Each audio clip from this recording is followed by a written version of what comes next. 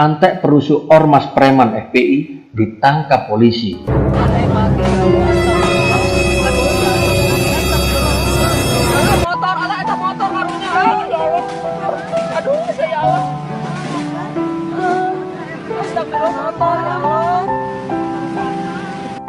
Sudah hampir 75 tahun Indonesia ini merdeka.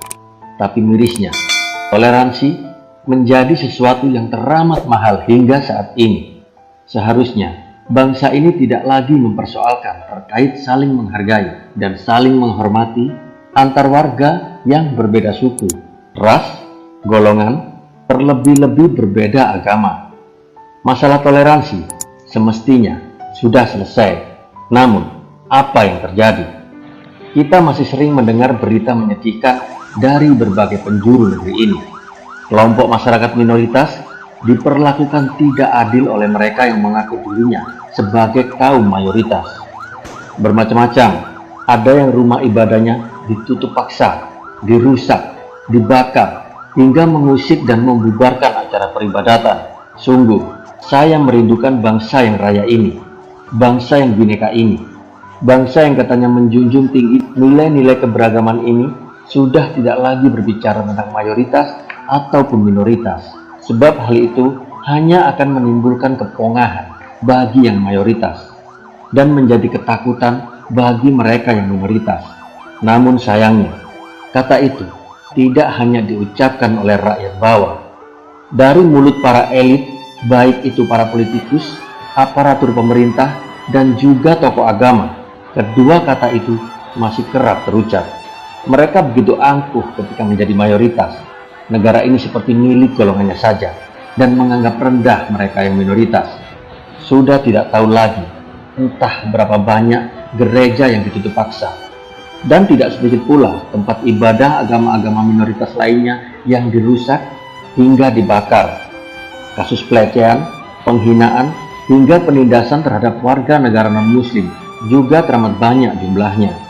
Mereka seakan diperlakukan seperti anak tiri.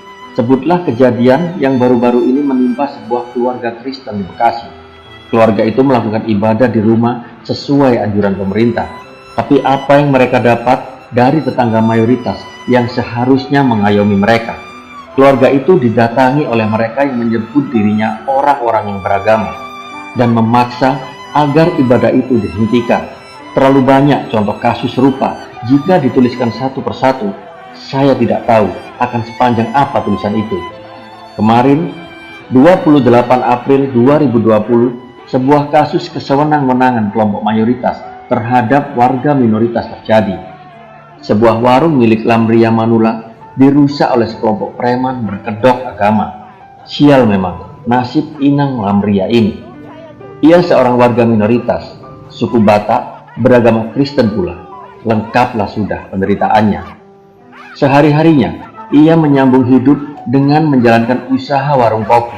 Tapi karena saat itu bulan puasa, ternyata ada sekelompok orang yang merasa terganggu dengan keberadaan warung tersebut. Tidak menghormati mereka yang berpuasa, begitu kira-kira para pembuat onar itu berdalih. Apa? Tidak menghormati yang berpuasa? Tidak menghormatinya di mana? Ibu Lamria kan tidak memaksa agar para perusuh itu meminum kopi di warungnya. Lalu kenapa mereka merasa terganggu? Kenapa mereka merasa tidak dihormati? Jika saja semua warung makan dan warung kopi tutup ketika bulan Ramadan tiba, lalu di mana tantangannya? Bukankah berpuasa itu merupakan upaya untuk melawan hawa nafsu? Masa baru melihat warung kopi buka saja sudah tidak tahan? Iman apa itu? Menurut saya, semakin banyak warung makan dan minum yang buka, malah akan lebih baik. Tapi tidak bagi para laskar FPI itu. Melihat betapa arogan dan beringasnya mereka, mungkin mereka mengira bahwa negeri ini hanya milik mereka, bahwa di negeri ini hanya ada satu agama saja, yaitu agama mereka, dan mereka kebetulan terlahir sebagai minoritas. Mungkin mereka menganggap hanya sebagai penumpang saja. Pikiran busuk mereka itu tercermin dari lisan dan laku mereka ketika merahasia warung kopi milik Inang Lamria Manulang itu. Mereka seperti merasa lebih hebat dari Tuhan, Sesuka hati mereka memporak-porandakan usaha kecil itu. Mereka membentak-bentak, memaki, dan mengintimidasi seolah merasa diri mereka sebagai pihak yang paling benar dan harus dihormati. Tapi syukurlah, keangkuhan mereka berakhir di kantor polisi.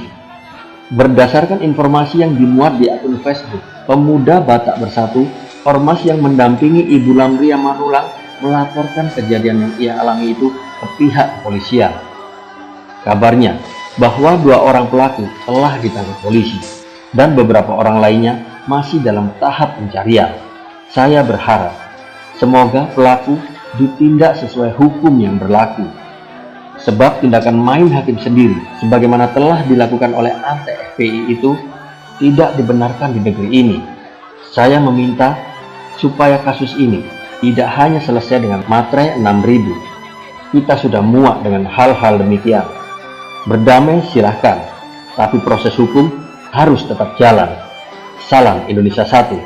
Artikel ini ditulis oleh Hermanto Purba di sewot.com. Bersedia untuk tidak berjualan hingga pukul 5 sore menjelang berbuka puasa.